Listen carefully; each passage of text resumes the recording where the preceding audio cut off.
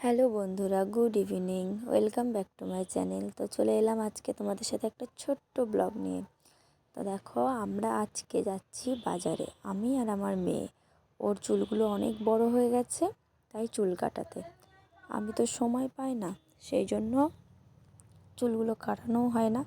আজকে আমি ট্রেন থেকে নেমেই চলে এসেছি পার্লারে ওকে নিয়ে এসে মেয়েটাকে বলেছি।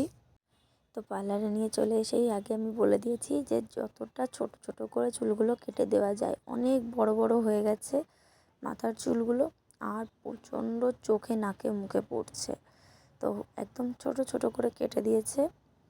তোমরা দেখে সবাই জানাবে ওকে কেমন লাগছে। এটা ছিল ওর লাস্ট একদম লুকটা।